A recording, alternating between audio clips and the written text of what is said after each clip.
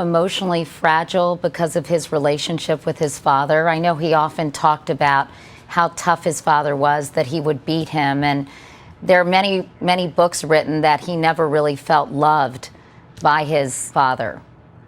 Well, something was wrong because somehow I think with just what was happening in his face, and I used to give him a hard time about the chemical peels and everything else, and he always would tell me things like, I have a blister on my lungs and all those kinds of things, and I swear I've got this disease and so forth. It was getting chemical peels and everything, and I don't know, in a way it was in denial.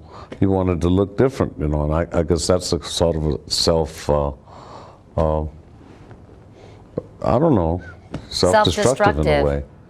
Yes, I think so. What was your relationship like with Michael in more recent years? Well, I think at one point he probably felt that I wasn't in touch with the market anymore. I'm being really honest now, because I remember when we were doing Bad, I had DMC in the studio because I could see what was coming with hip hop. I could see it. That's my gift. I can't drive, but I can see it a mile away. And he was telling Frank DeLeo that I think Quincy's losing it, and doesn't understand the market anymore. He doesn't know rap is dead. This is 1987. Rap hadn't even started. And by the time we did Back on the Block, 1992, it was all rap. And at that time, Mike was going after all of the big rappers, whether it was Teddy Riley, whatever, all the rap producers to spend 5 times what they were paying me, to produce his records and so forth. That's the way it was, I welcome you guys back on here. If you're new, consider subscribing, liking, and also share this video. So Oprah Winfrey, Sir Elton John, and of course Barack Obama, among the so many famous figures who have paid tributes to Quincy Jones following his passing on at the age of 91.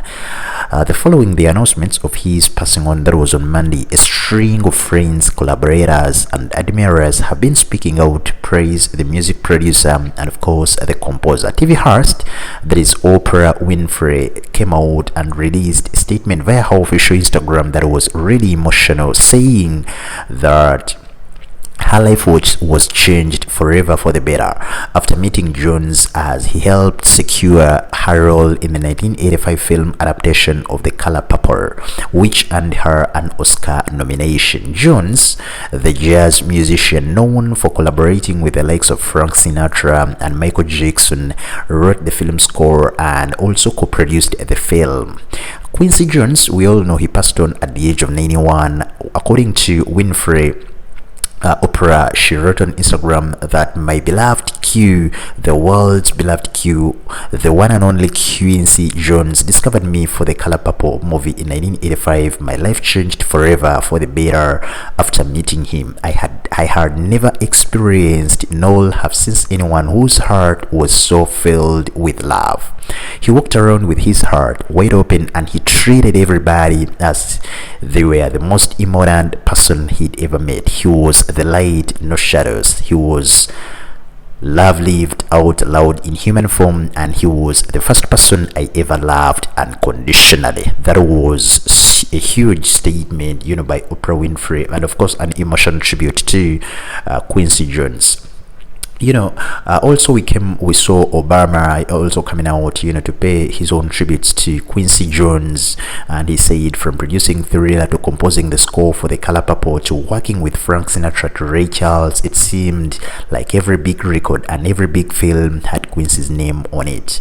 His music appealed to listeners of every race and every age, and by building a career that took him from the streets of Chicago to heights of Hollywood, Quincy paved the way for the generations of black executives to leave their mark on the entertainment business. So he was really legendary, such a very huge name within Hollywood and entertainment industry. And of course, we are still sending our deepest condolences to the family, friends, and everyone who was very close to the legend.